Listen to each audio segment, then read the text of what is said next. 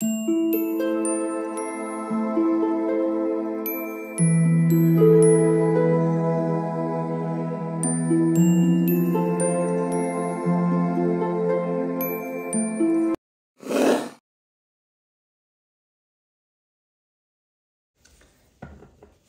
All of you, welcome back to my channel. मैं आज आप लोगों के लिए लेकर आ चुकी हूँ एक कलेक्टिव रीडिंग जिसका टॉपिक रहने वाला है ईश्वर आपको क्या चेतावनी देना चाहते हैं, किस चीज़ के लिए आपको गाइड करना चाहते हैं, अवेयर करना चाहते हैं। ये रीडिंग डिवाइन गाइडेंस है, लेकिन जनरल है, कलेक्टिव है, कोई पर्सनल रीडिंग नहीं है। तो जनरल है तो सभी के लिए मैसेजेस आएंगे। तो हो सकता है कि आपकी सिचुएशन के साथ एक्यूरेटली रेजोनेट करे, हो सकता है ना करे। ओपन माइंडेड होकर सुनिएगा और ज़बरदस्ती अपने आप को रीडिंग के अंदर फिट इन करने की कोशिश मत कीजिएगा। ओके, तो किस चीज़ के लिए आपको चेतावनी दे रहे हैं ईश्वर, आइए देखते हैं यहाँ पे।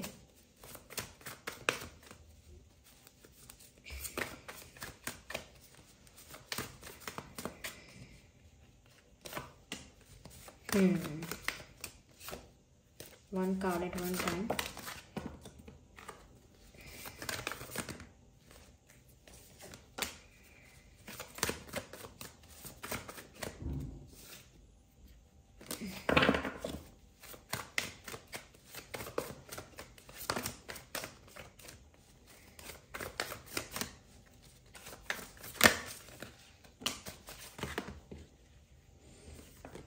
So these cards are visible.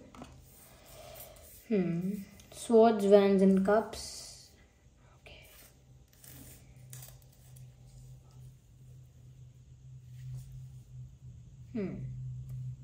सबसे पहली चीज़ व्यूअर्स, ईश्वर जो हैं वो आपको इस चीज़ के लिए गाइड कर रहे हैं, अवेयर कर रहे हैं कि कहीं से दिल टूटा है आपका या टूट सकता है। कोई आपको इमोशनली हर्ट कर सकता है, कोई आपको प्यार में हर्ट कर सकता है, कोई ऐसा पर्सन हो सकता है जिसका सच आपके सामने आए या जिसके बारे में कोई ट्रुथ रिवील हो सकता है पहले से ही आपको उन चीज़ों का डाउट था, पहले से ही आपको अनुमान आपने लगा लिया था कि ऐसा कुछ तो नहीं है या ऐसा कुछ तो नहीं होने वाला है। हो सकता है वही आपका डर सच निकले, वही आपका डाउट सच निकले, और कोई ऐसी न्यूज़ या कोई ऐसी सिचुएशन आपको देखनी पड़े जहाँ पर आपको थोड़ा हर्ट हो इमोशनली। हो सकता है कुछ लोगों के लिए, बहुत कम लोगों के लिए कहूँगी, हार्ट ब्रेक हो सकता है।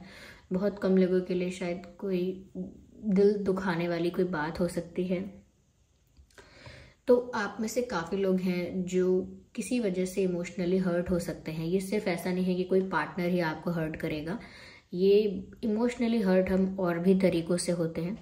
तो इमोशनली हर्ट भी हो सकते हैं या ऑलरेडी हैं तो और ज़्यादा आप और ज़्यादा कहीं ना कहीं सेंटिमेंटल होकर और ज़्यादा मतलब दुखी भी हो सकते हैं, और ज़्यादा अपसेट हो सकते हैं। जैसे पहले से ही किसी बात से मूड ख़राब था, पहले से ही किसी बात से दुखी थे, लेकिन अब इस वक्त और ज़्यादा दुख हो रहा है, इस वक्त और ज़्यादा अपसेट हो रहा है माइंड।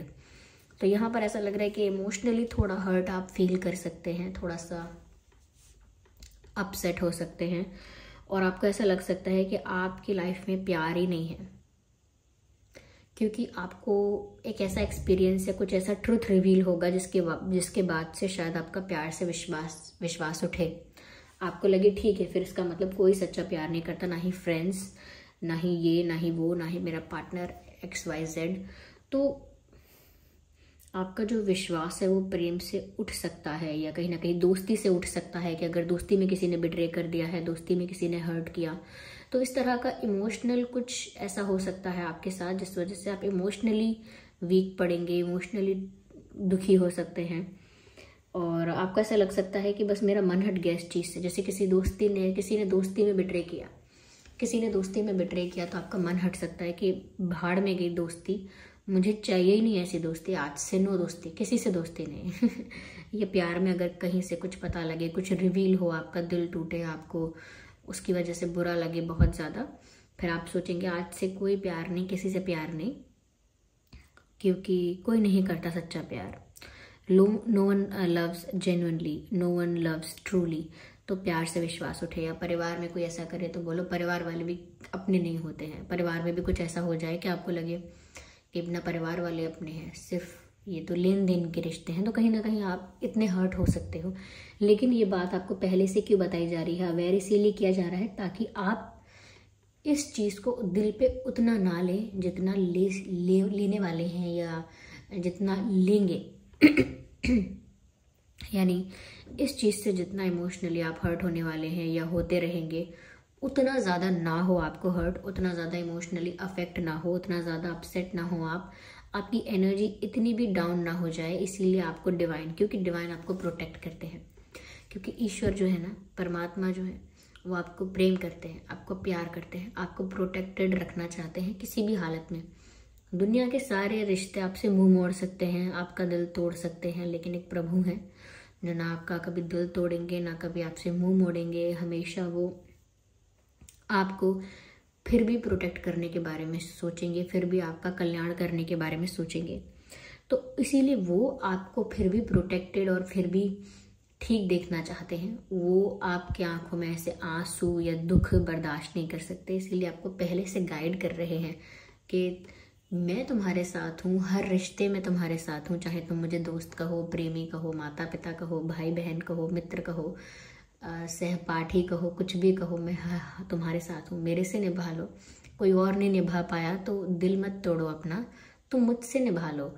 मैं ऐसी प्रीत निभा दूंगा जो सदा के लिए, युगों युगों तक, जन्मों जन्मों तक निभ जाएगी मेरे साथ ही। तो मुझसे लगा लो प्रीत। तो कहीं ना कहीं आपको एक प्रोटेक्ट करने के लिए, आपको आश्वासन देने के लिए कि आप डरे ना, वो साथ हैं आपके। पता नहीं मुझे इतना इमोशनल क्यों फील हो रहा है, ऐसा लगता है कि कोई है ऐसा जिस पर आपका फेथ है, जिस एनर्जी पर, जिस फॉर्म पर आपका फेथ है। ऐसा लगता है वो फिक्र करते हैं बहुत आपकी। अब फिक्र एज इन ऐसी फिक्र नहीं कि बहुत टेंशन लेते हैं, फिक्र मतलब आपकी आंखों में आंसू, आपके दिल में तकलीफ, आपका घबराना उनसे देखा नहीं जाता। वो इस उम्मीद से आपकी ओर देखते हैं कि कब आप उनकी ओर देखेंगे, क्योंकि आप सब रिश्तों में तो ट्राई करते हैं। हम सभी मनुष्य हर रिश्ते को ट्राई करते हैं और हर रिश्ते को निभाने की कोशिश करते हैं, एक्सपेक्ट भी करते हैं कि वो भी निभाए। तो सारे रिश्तों को हम ट्राई करते हैं, सारे रिश्तों में हम इन्वॉल्व होते हैं, लेकिन जिसके साथ हमें बनाना है या जो हमसे रिश्ता बनाने के लिए बिल्कुल तैयार बैठे हैं या बैठी हैं, वो हमारी तरफ देखते हैं कि हम कब उनकी तरफ नज़र डालेंगे। और हम तब नज़र डालते हैं जब हम सब लोगों से धोखा खा के गालियाँ खा के, सब लोगों से अपमान झेल के, सब लोगों से बिट्रेयल देख के या स्वार्थ देख के थक जाते हैं।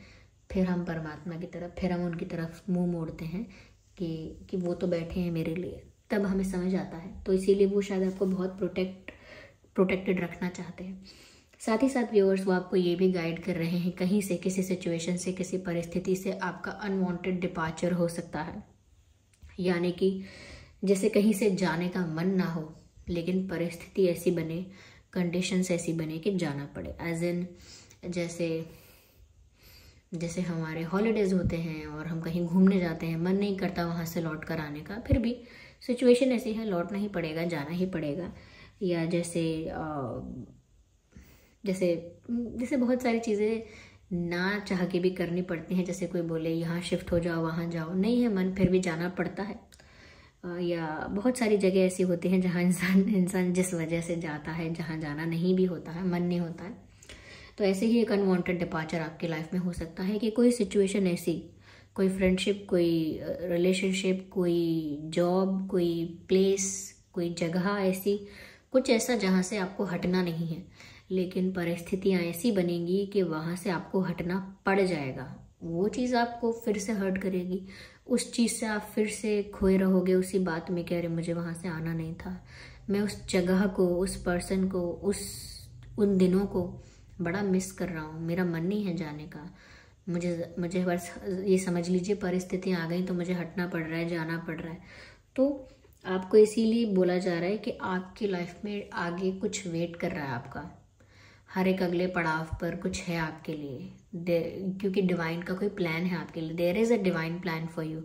और अगर आप एक स्टेप के बाद अगला स्टेप ही नहीं लेंगे, एक स्टेज के बाद अगले स्टेज पर जाना ही नहीं चाहेंगे, तो ये स्टेजेस पूरे कैसे होंगे? जो अगले पड़ाव पर जो चीज़ आपका इंतज़ार कर रही है, फिर वो कैसे आपको मिलेगी, जो एक्सपीरियंस आपका वेट कर रहा है वो एक्सपीरियंस आपको कैसे मिलेगा। तो कहीं ना कहीं क्योंकि आवश्यक है इसीलिए जाना पड़ेगा।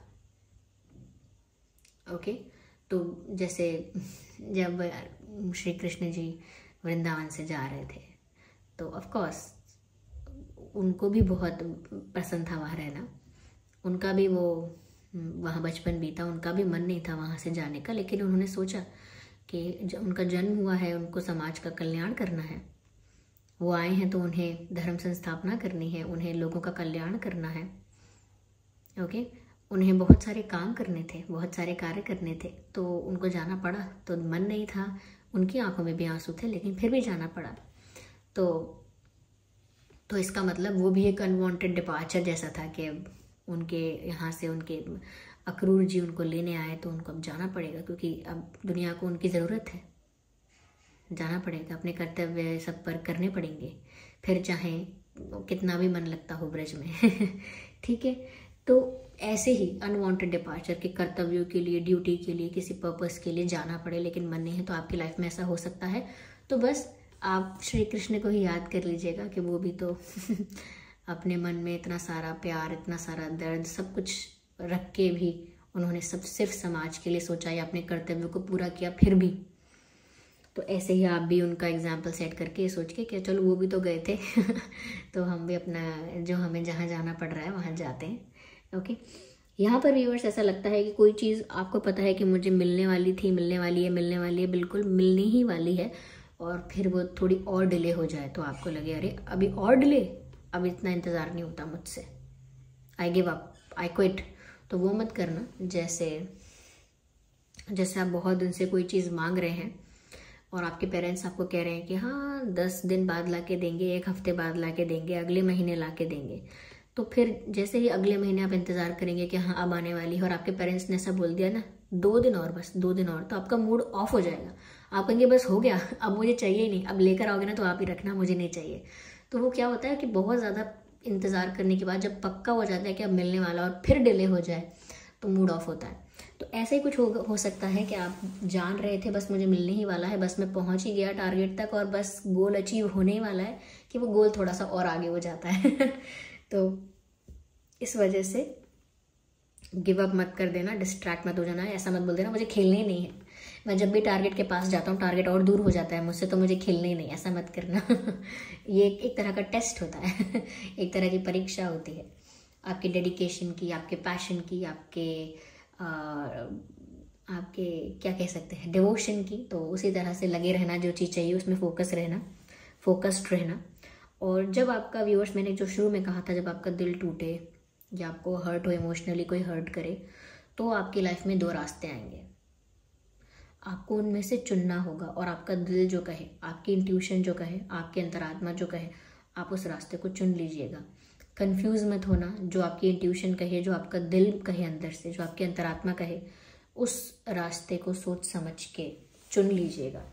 ओके, क्योंकि जब ऐसे अपसेट होंगे आप, तो आपकी लाइफ में 2 डायरेक्शंस आएंगे। जैसे एग्जाम्पल के लिए बताती हूँ कि जैसे ये सब लोग जिन्होंने मुझे धोखा दिया है, मैं इनको मनाऊं जाके या छोड़ूं, मूव ऑन कर दूं, या ऐसा भी हो सकता है कि मैं स्पिरिचुअलिटी की तरफ जाऊं, या अभी भी इन्हीं सब चीज़ों में ट्राई करता रहूं कि ठीक है ये पर्सन ख़राब हुआ तो क्या कोई नया मिलेगा, या वैसे ऐसे, या फिर और भी ऑप्शंस, जैसे मैं अपने करियर पर फोकस करूं, या मैं अब दुखी होकर बैठूं इन बातों के लिए। तो ये और भी बातें हो सकती हैं, मैंने तो एग्जाम्पल दी, और भी ऐसे 2 रास्ते आ सकते हैं, आपको चुनना है। ओके, तो यहाँ पर ऐसा लगता है कि नंबर 5, 15, 25, 2, 12, 22, 3, 13, 23 एंड 6, 16, 26, ये नंबर्स और डेट्स इम्पॉर्टेंट हो सकते हैं। ओके, और यहाँ मंथ जो मुझे इम्पॉर्टेंट लग रहे हैं वो है मई, फरवरी, मार्च एंड जून, दिसंबर, अक्टूबर। ये कुछ महीने हैं जो यहाँ पर मुझे रेलेवेंट लग रहे हैं। Okay, so this was the reading. I hope ये रीडिंग आपके लिए हेल्पफुल और रिलेटेबल रही है। ज़्यादा मैंने कार्ड्स नहीं लिए हैं क्योंकि फिर वो सेम मैसेज रिपीट होता है, ज़्यादा ज़रूरत होती है तभी लिया जाता है, जब क्लैरिटी नहीं मिलती। It's clear. ओके, चलिए फिर मिलते हैं अगली रीडिंग में। ये रीडिंग अगर थोड़ी भी हेल्पफुल रही है तो वीडियो को लाइक करें, कमेंट करके बताएं कितनी हेल्पफुल, कितने % रेजोनेट होती है। और अगर आप नए हैं चैनल पर तो सब्सक्राइब ज़रूर करें। ओके, सब्सक्राइब करें ड्रीम टैरो चैनल को और बेल आइकन को ज़रूर प्रेस करें ताकि जब भी मैं कोई वीडियो लेकर आऊँ सबसे पहले वो वीडियो आप तक पहुंच सके। ओके, चलिए फिर मिलते हैं अगली रीडिंग में। तब तक के लिए bye bye family, bye bye angels, love you all, bye bye, take care.